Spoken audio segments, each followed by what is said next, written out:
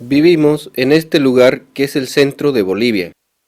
Cada día somos más importantes para los hermanos de Bolivia.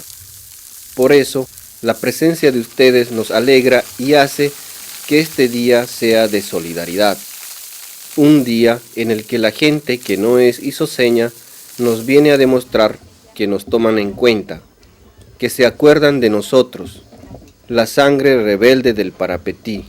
Se acuerdan que juntos, guaraníes y no guaraníes, somos un solo país y una sola familia, cada uno con su cultura, respetándonos sin atropellar a nadie, cada uno con su costumbre, pero unidos por el progreso de todos. Nosotros, en el oriente boliviano, extrañamente nos hemos beneficiado del silencio total, pero ahora ya tenemos la palabra.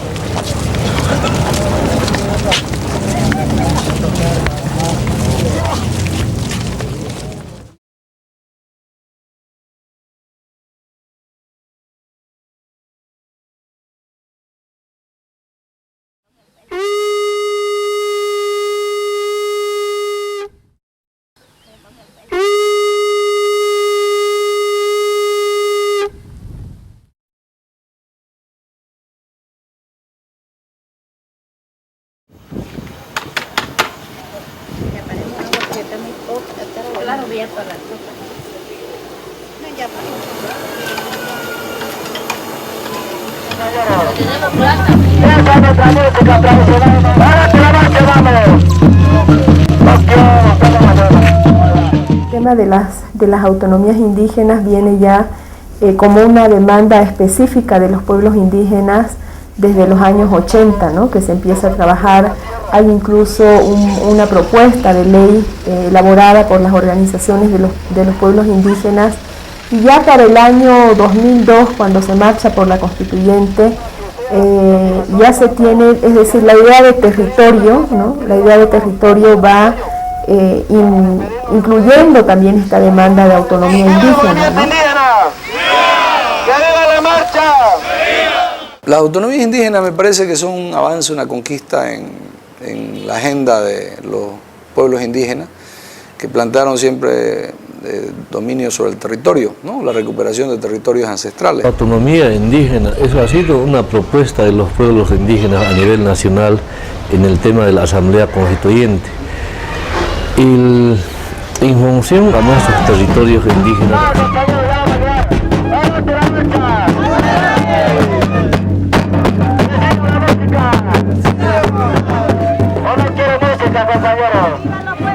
Esa es nuestra música tradicional, vamos. ¡Párate la marcha, vamos!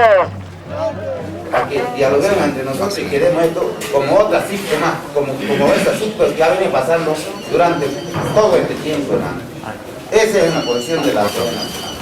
En este espacio de concertación para que nuestro territorio aún no ha incluido, donde todo y se ve constantemente amenazado, que constituyen algo fundamental. La Constitución ha dado una definición, si vale el término, señala de que la autonomía indígena originaria y campesina es el autogobierno, ¿ya?, basado en la autodeterminación, que tiene como uno de sus componentes principales lo que son sus principios, los usos y costumbres de cada uno de estos pueblos para que puedan ejercer ese gobierno.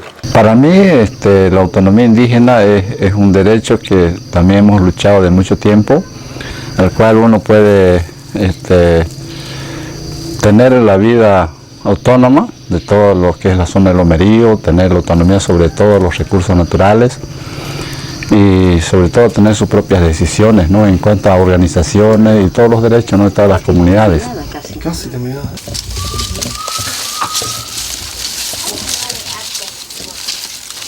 Para mí, la autonomía indígena es, digamos, una manera de cómo ahora, ¿no? Por ejemplo, de qué manera podemos manejarnos con una autodeterminación, con una cosa determinar solo, ¿no? Entonces esa es la autonomía indígena, ¿no?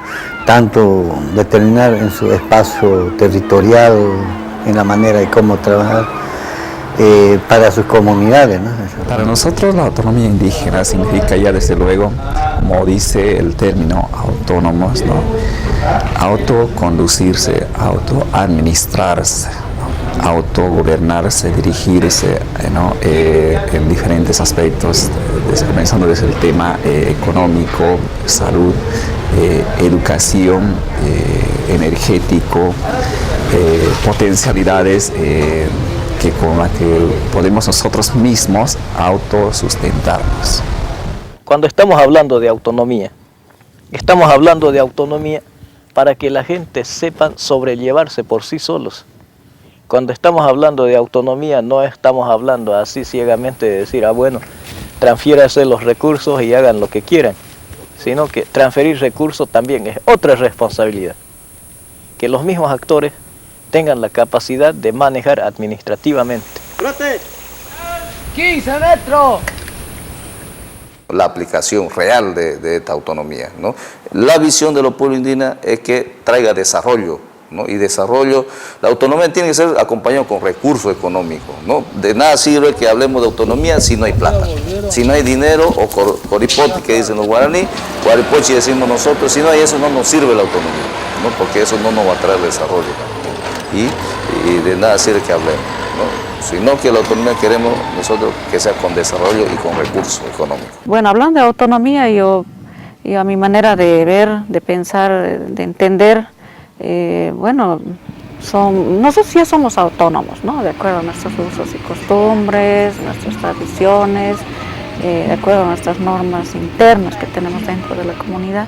El autogobierno, como su nombre lo dice, es gobernarse a sí mismo, ¿no? O sea, dotarse de un gobierno para sí mismo y por sí mismo.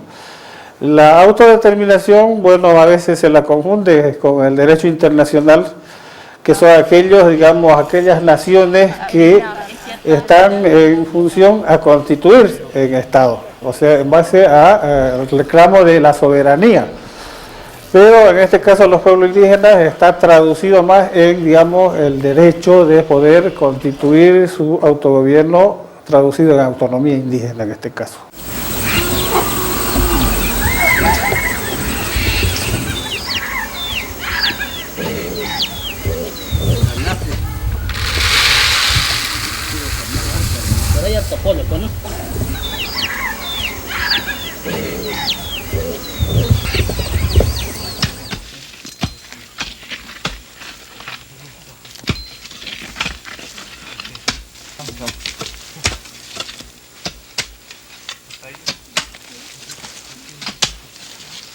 La gestión territorial indígena ha sido diseñada de acuerdo a la vivencia propia, ¿no?, de las tierras comunitarias de origen. Y por lo tanto no se va a poder inventar otra forma de cómo encarar la autonomía, porque la autonomía ya es la decisión, como le decía ahora, participativa y ponerlo de acuerdo a la realidad de cada territorio, en este caso. ¿Y quiénes lo hacen? Es la población, ¿no? Ha surgido más que todo de una inquietud de los mismos dirigentes, ¿no?, de pensar, bueno, ya tenemos ahora el territorio y cómo vamos a hacer para poder administrar todos los recursos que están insertos en él, ¿no? No solamente hablar de recursos humanos ni administrativos, sino de recursos naturales y el tema organizativo también como tal, para ir fortaleciendo desde las comunidades hasta las TCOs y replicar también en las organizaciones regionales, ¿no? La gestión territorial indígena practicada, digamos, desde la CIDOC, que tiene experiencia, unos 10 o más años, ha permitido, digamos, hacer un análisis de toda la potencialidad que tienen los territorios indígenas. Y aparte de eso, dotarles de una reglamentación en base, digamos, al uso y aprovechamiento tanto del suelo como de los recursos naturales. Pero también, digamos, a visualizar o reorganizar funcionalmente lo que son, digamos, las organizaciones locales de cada territorio indígena, para dotarles, digamos, de los elementos necesarios que puedan permitirles gestionar justamente su territorio. La gestión territorial legalmente tuvo dos fases, ¿no? Una de elaboración de planes, de acomodo del mismo territorio, de sus comunidades, hasta la consolidación. Si bien hubieron plan de gestión, planes comunales, pero ahí quedó. Entonces, ¿qué vamos a hacer después, no? Entonces, la segunda fase vino a capacitar. Entonces, ¿qué fue lo que se planteó? SICOL tuvo su personal de 5 personas que ha sido capacitado a través del CIDOP para volver a capacitar a las comunidades en todo ya lo que se refiere a la ejecución del mismo plan, es decir, cómo se hacen proyectos, cómo se administran recursos económicos, cómo se puede plantear un control territorial, ¿no? O sea, la gestión ha tenido sus componentes, ha tenido herramientas de cómo nosotros podemos hacer entender a la gente de en qué consiste la gestión territorial, ¿no? Gracias a GTI hemos logrado tener nuestro propio sistema administrativo. Es un logro para nosotros.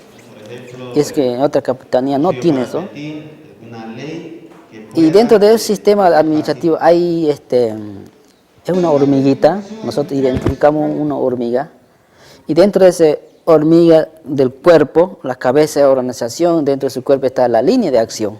Ahí está educación, salud, producción, recursos naturales, servicio básico y productivo, línea de acción. Y fuera de esa línea de acción, como para lograr esa línea de acción, tenemos instrumentos. La patita de la hormiguita. Una cosa es capacitación, un instrumento, y dentro de esa capacitación tenemos que uno mismo ser capacitado y capacitar a los demás. Normativas, elaborar reglamentos comunales y a nivel de las capitanías. Y otro instrumento es relacionamiento. ¿Por qué ese relacionamiento? Porque es importante ejecutar proyectos o relacionar con las instituciones públicas y privadas. Como no solamente gestionar recursos económicos, sino ver de cómo nosotros tenemos la capacidad de no solamente un control territorial, sino apropiarnos de todo lo que tenemos.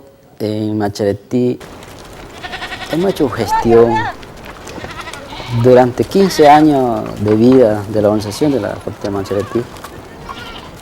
Durante esos 15 años se ha logrado muchas cosas, sin perder el principio de tener un territorio, de tener recursos naturales y organización fortalecido. Ese era nuestro principio. Entonces el GTI ha sido un intento y sigue siendo todavía válido para poder, digamos, dar inicio o dar paso a lo que es ya la autonomía indígena.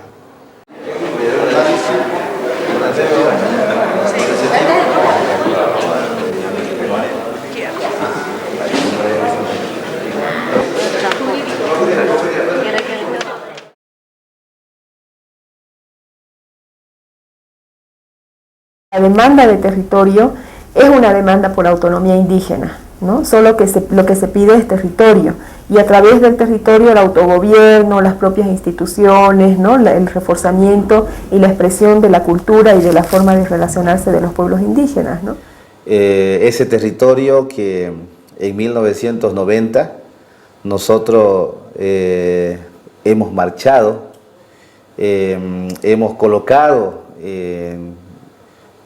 hemos comprometido al Estado de que reconozca y también impulse y sobre todo garantice la seguridad jurídica para esos territorios, para estos pueblos. En marzo de 1990 muchos piensan que solamente es territorio, pero decía territorio y dignidad, y la dignidad es lo que expresa la autonomía. ¿Dignidad para qué? Para recuperar no solamente el territorio, sino para recuperar esa forma, digamos, de gobierno, esa forma, digamos, de oponerse históricamente a ser sometidos y a ser sujetos de imposiciones tanto lingüísticas, religiosas, jurídicas, estatales, ¿no? O sea, esa es, digamos, la parte que expresa la dignidad, es justamente el deseo de la autonomía indígena. Ha sido difícil porque ha costado marchas, inclusive muertes, enfermedades, abandono de familia, La primera marcha que hemos iniciado por el territorio, la dignidad y otros, ha sido en el año 1997, al cual fui como presidente de la organización indígena de Lomerío, que es SICOL. Entonces encabecé la marcha y bueno, como 200 personas hemos ido de aquí, de Lomerío, a asistir a esta marcha. Y el resultado fue positivo porque hemos logrado a que una de las demandas era la aprobación de la ley INSA. Hoy tenemos tierras reconocidas por hoy y para siempre. Con todo cariño, mil felicidades.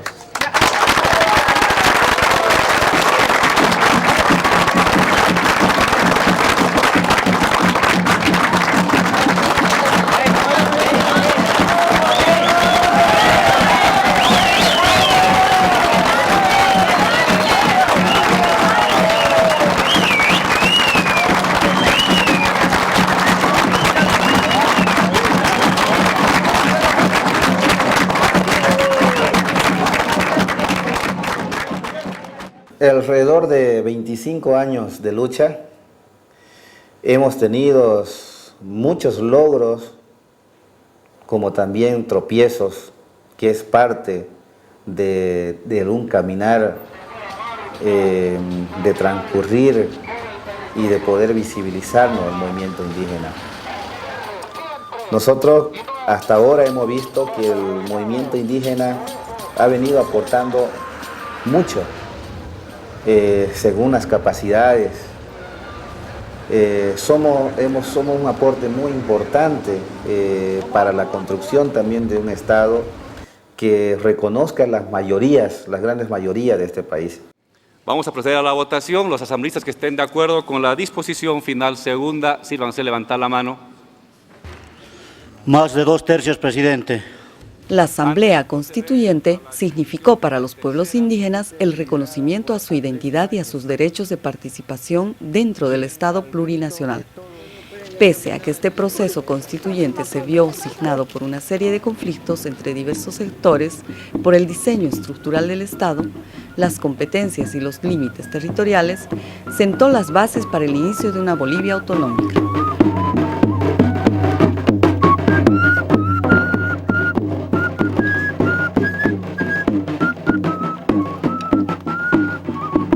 Hay un reconocimiento muy grande en la Constitución que va más allá de esto, y es reconocer que estos pueblos, los pueblos indígenas, primero son anteriores al Estado.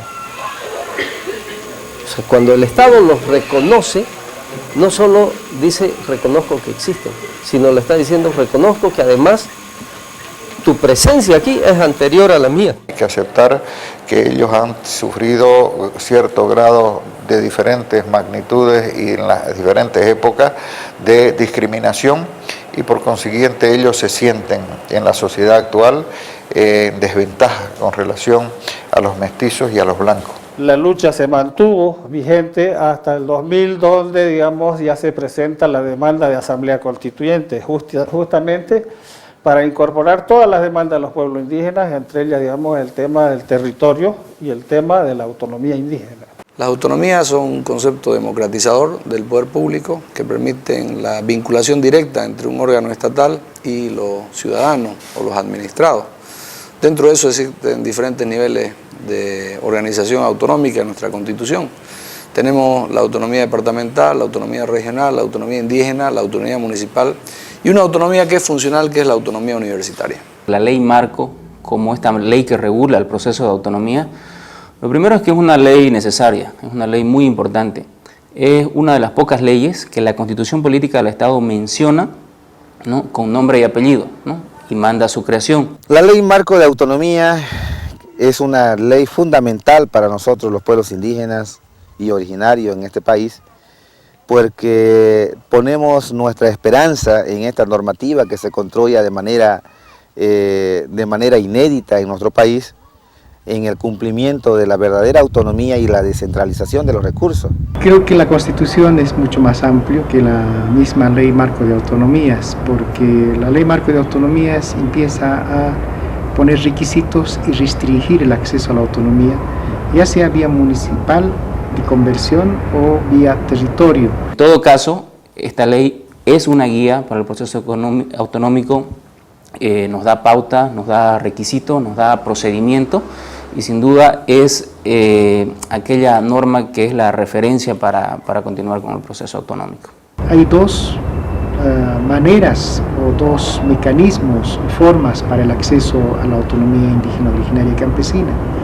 Una es la conversión de municipio a la autonomía, o sea, hoy definidas como municipio en una unidad territorial y podrían acceder hacia la autonomía. Lo otro es que las antiguas TCOs tituladas con la ley agraria y ahora se las denomina como territorio indígena, originario y campesino, aunque ese término todavía es tema de debate, pero que estos espacios territoriales tituladas así en el marco del derecho agrario podrían acceder a la autonomía indígena. Entonces estamos hablando de dos formas, uno vía municipio, otro vía territorio hacia las autonomías indígenas, cada una con requisitos diferentes.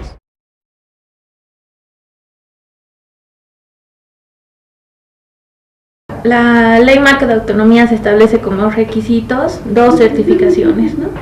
Establece la certificación de territorialidad ancestral, en la cual se hace una evaluación más o menos de lo que es el pueblo indígena como tal. Es un poco subjetiva la ley en ese sentido, pero sí se solicita que el pueblo demuestre que está ahí antes de la colonia, ¿no? En pocas palabras. La otra certificación es la certificación de viabilidad gubernativa y base poblacional.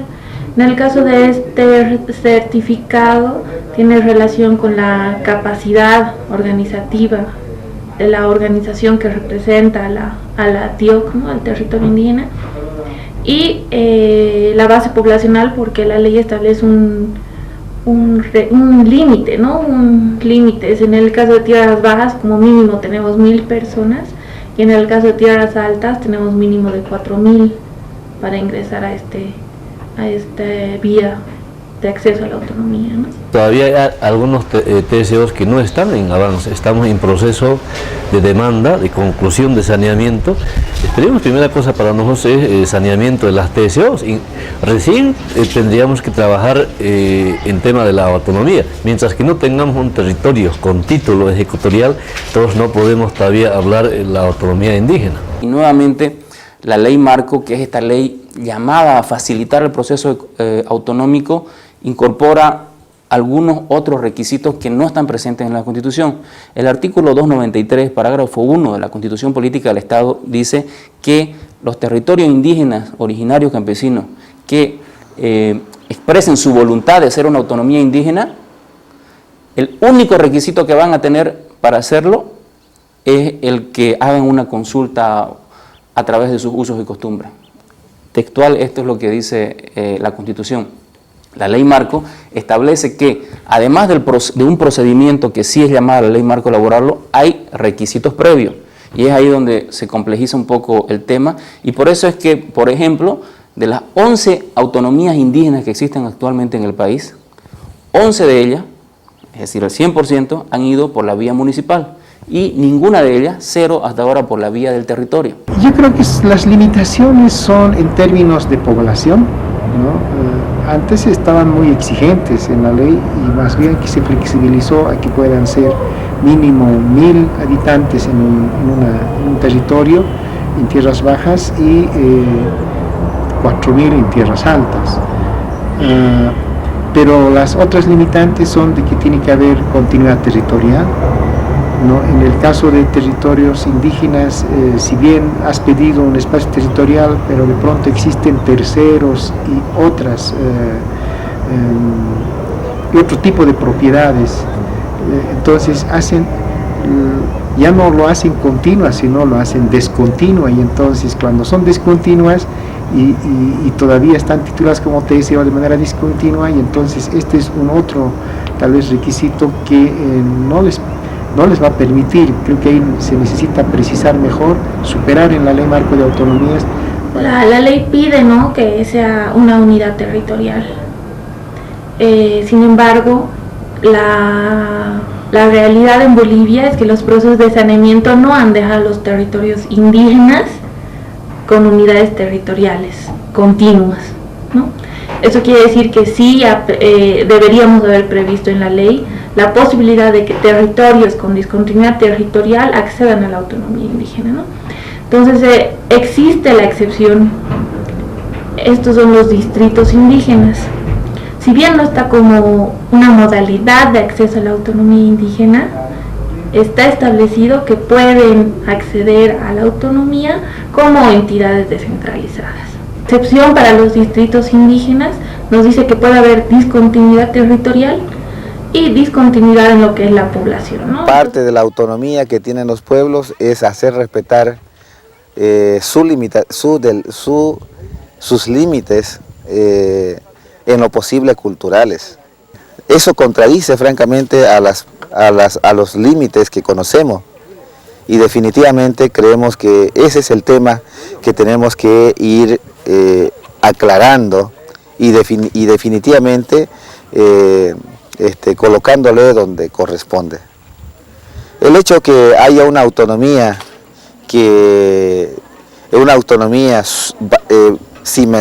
basada en dos provincias, puede ser en 2 departamentos o en 3 departamentos.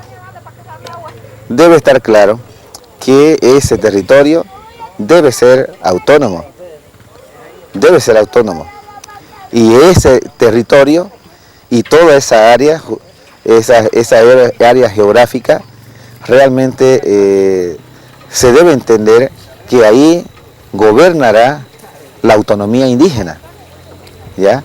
Y coordinará con los otros niveles autonómicos.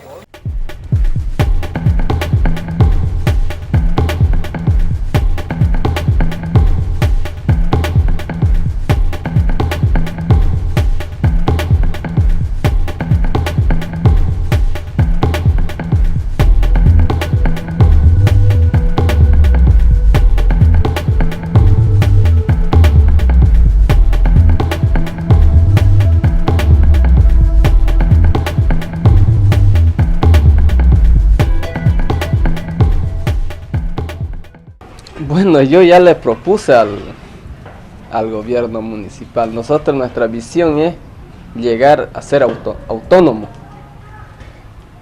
Y bueno, ahí un poco han desmoralizado ellos, ¿no? Como, bueno, perderían una gran parte de la jurisdicción municipal, por ejemplo. Y yo creo que a ellos no les va a convenir, ¿no? Primeramente yo pienso que nos afectaría, ¿no? Una por el turismo más que todo, porque se vive de eso, ¿no? Aquí en el pueblo de Rurrenabaque. Y yo pienso eso, que nos afectaría porque tienen ellos sus parques donde cuidan y la gente va allá adentro, van a ver lo que tiene, ¿no? El Pilón Laja, que es la reserva que ellos cuidan, ¿no? Especialmente. Por eso yo pienso que nos afectaría. Yo creo que si se separan, podíamos tener todavía un poco más de ingresos, ellos podían pedir otros ingresos y les va a llegar de otro lado, ¿no? Entonces nos conviene también una parte y otra parte no. En este sentido yo creo que el municipio, bueno, realmente no creo que le afecte, ¿no? Porque yo creo que lo que es de ellos, el municipio tiene que entregárselo, ¿no? Y así ellos podrían manejarse solos, ¿no? Yo no le miraría más que le afecte, al contrario, más bien yo miraría de que es más bien el municipio de Rurrenabaque se potenciaría en este caso. ¿Por qué diría así? Porque se le diera su espacio legítimo y legal a ese sector. Lo tomaría yo de repente como una mancomunidad, si vale el término, la autonomía municipal como la autonomía indígena, ¿no? Como estamos divididos en 2 departamentos, 4 municipios, y bueno, de ese motivo es que ya no podemos ser autónomos así directo, ¿no? Pero sí autónomos distritos indígenas municipales, así sí podemos llegar hacia el distrito municipal.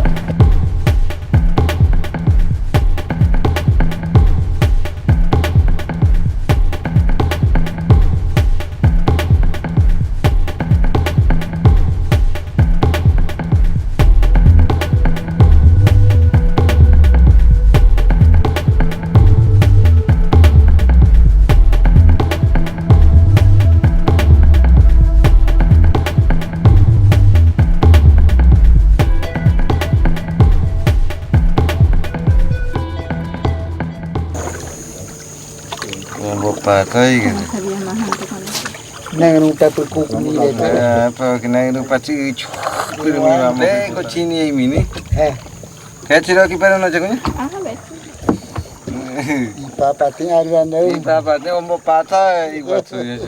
Mientras que para la autonomía indígena originaria por vía conversión del municipio, el primer requisito es que exista voluntad de la gente expresada en un referéndum y abrir un proceso para elaboración del estatuto, y una vez aprobado el estatuto recién podrá ejercer plenamente la autonomía. Entonces ahí básicamente el principal requisito es el de expresar su voluntad de ser una autonomía indígena, en el que la unidad territorial, sin modificar sus límites de municipio, se convierte en autonomía indígena, y la entidad territorial de gobierno municipal se convierte en gobierno indígena. Lo otro es que el Ministerio de Autonomías tiene que dar la certificación de que el territorio de ese municipio tiene una historia ancestral. Entonces, estos tres requisitos, y además tienen que llenar los libros de la Corte o del Tribunal, del Tribunal Electoral Departamental, que les facilitan. Antes era todavía menor a 10% o 10%, ahora ya pasan al 30%. O sea, de una población electoral que existe en ese municipio, más de 30% tienen que inscribirse diciendo que sí, que se haga el referéndum. Asimismo, las competencias actuales que tiene en todavía el municipio pasan a ser de la autonomía indígena y empieza también a recibir las nuevas competencias de la autonomía indígena. Entonces es un proceso en el que se suma poder a esta entidad autónoma. Puede ser un desafío definitivamente porque hay unos vacíos enormes en la legislación de la implementación de las autonomías indígenas. Si bien establece que un municipio tiene que ir a referéndum para ser convertido en municipio indígena o autonomía indígena, pero ahí todavía la legislación no está muy clara. Las actuales autoridades en realidad no deberían tener ningún problema con la autonomía indígena, porque son alcaldes que van a estar por 5 años, como dice la Constitución, y después ellos deberían irse, ¿no? La raíz, yo creo, del conflicto, de la oposición que actualmente tienen las autonomías indígenas en el proceso de construcción del estatuto, ha nacido cuando le hemos puesto un plazo a la autonomía. Decir que tú vas a acabar tu estatuto en 2 años cuando es la construcción de todo un nuevo aparato estatal indígena, cuando es el traspaso de tu conocimiento ancestral y todo a una institución pública, es pues todo un proceso, ¿no? Entonces, cuando le hemos puesto plazo, los hemos amenazado ya en su actual autoridad y poder y todo lo que le puedas llamar que tiene un alcalde, ¿no? Entonces ahí es que se han sentido ellos afectados y por lo tanto de algún modo pues es su defensa, es el ataque que hacen al proceso, ¿no? El tema es el siguiente, ¿no? Tenemos una larga historia de unos 16, 17 años de municipalismo. De hecho, ha marcado un manejo institucional y los pobladores en muchos casos han adoptado ese diseño, y es bien difícil salir de ese esquema, ¿no? Entonces, los primeros estatutos que se vayan a aprobar aún van a tener ese sesgo municipalista. No creo que profundice en función de un legítimo derecho como pueblo indígena.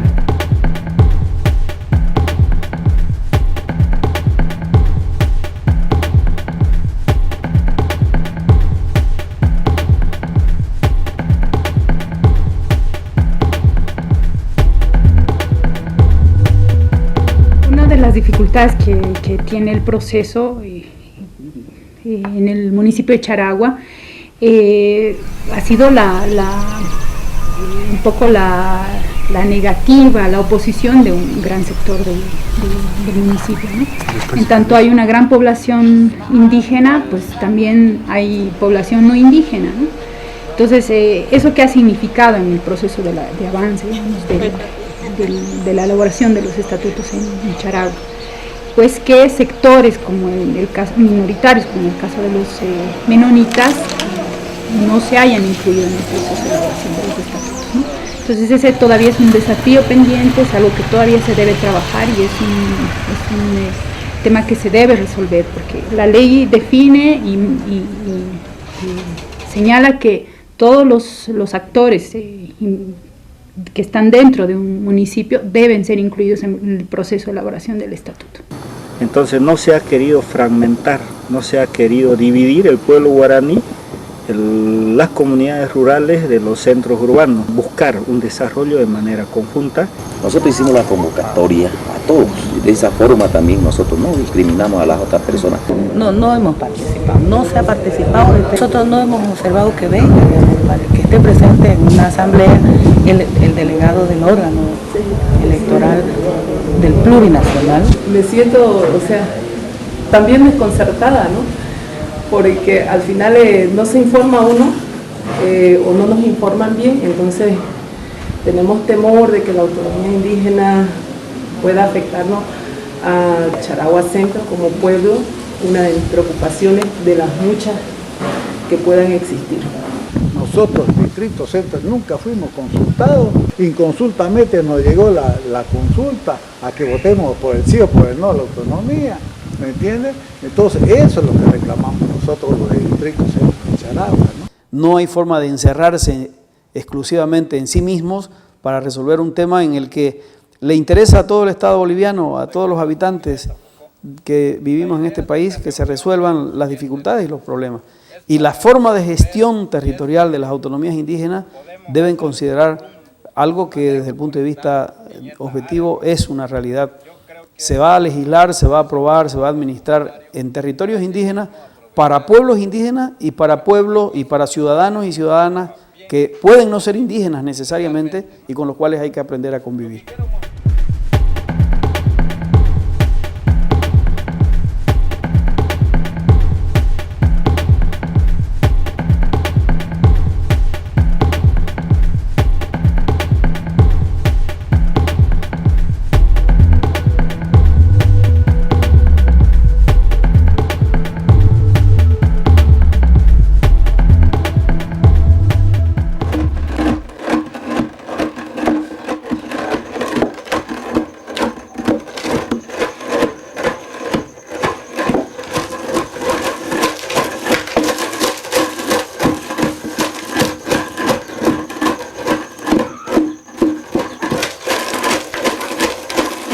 Hay dos proyectos que nacen de la crisis del Estado, un proyecto liderado por el presidente Morales que reivindica banderas como el tema de la igualdad, la inclusión, el tema étnico. Y hay otra bandera que se enarbola desde el oriente, liderada por el gobernador de Santa Cruz, don Rubén Costas Aguilera, que propone para el país la autonomía departamental. Cuando hablamos de autonomías departamentales ya estamos hablando de territorios ya definidos. Son 9 departamentos en el país. Y cuando hablamos de autonomía indígena estamos hablando más bien de pueblos con culturas propias. O sea, en cada departamento pueden haber muchos pueblos, muchas culturas, muchas formas culturales de vida, de organización. No considero que la autonomía indígena y departamental sean dos posturas contrarias, por el contrario, pueden ser muy complementarias. Va a ser complicado, ¿no? Va a ser complicado porque en territorios de un departamento pueden darse como que se están dando autonomías indígenas. Y va a haber alguna fricción en el tema de competencias especialmente, pero en el fondo creo que no va a haber otro final que la complementación. Y hay que trabajar sobre las complementariedades y sobre lo que une, no sobre lo que divide. Si vemos los niveles como divisiones, si vemos los niveles como contradictorios, nunca vamos a llegar a la solución. Tenemos que encontrar los puntos que nos unen, ¿no? Creo que estamos en un escenario altísimamente pedagógico en el que el departamento, la autonomía departamental puede aportar a las modalidades de gestión, de administración y de naturaleza técnica a las autonomías indígenas y las autonomías indígenas aportar el concepto de gestión y sostenibilidad que lo vienen practicando desde siempre y para que pueda ser compartido con otros niveles territoriales. Creo que si llevamos al plano del aprendizaje, de la aceptación, del reconocimiento del otro, ya no al de la confrontación, porque esta ha sido superada, creo que los departamentos, las autonomías departamentales pueden aprender mucho de las autonomías indígenas y las autonomías indígenas aprender mucho de los sistemas de gestión público y administrativo que tienen las autonomías departamentales. Eso es la visión de respetar los derechos de los pueblos indígenas, ¿no? Y nunca nosotros queremos vivir en discordia, ¿no? Sí, de que va a haber diferencia, siempre va a haber diferencia, ¿no? Pero sí ahora nuestra característica como pueblo indígena del oriente boliviano, por lo menos tenemos esa forma de convivir armónicamente. Creo que hay un avance para nosotros, esperemos que en la medida de las posibilidades podemos entendernos entre todos, porque somos bolivianos, no hay diferencia, como habitamos a nivel nacional, hay diferentes culturas, sabemos que hay diferentes organizaciones. El tema es de entender y comprender que no se afecte a ningún derecho propietario, tanto los campesinos o los indígenas. Yo creo que estamos, esa es la primera medida, ¿no?, que debemos entender. Nosotros mismos tenemos ciertos problemas, sin embargo tenemos que tener la capacidad de poder garantizar de que efectivamente no se pueda vulnerar un derecho con el otro derecho. Lo que se ha producido en otros estados del sistema interamericano, lo que se ha producido en Bolivia es una explosión de ciudadanía, de soberanía, de incorporación de todos los actores. No existe ningún país del sistema interamericano que tenga una legislación, un reconocimiento y la posibilidad de un empoderamiento por parte de los actores. Estamos frente a lo que yo considero como un reto.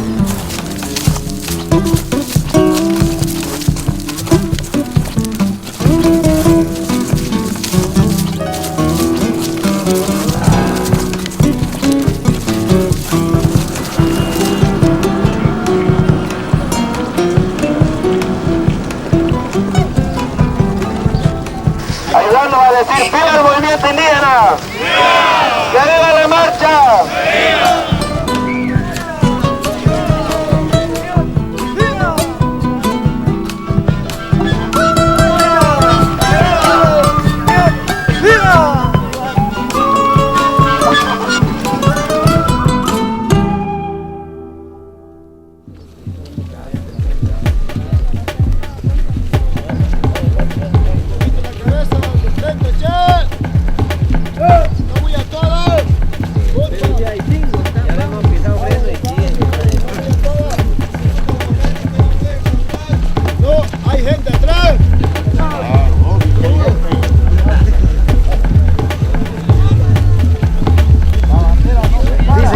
¡Está afuera!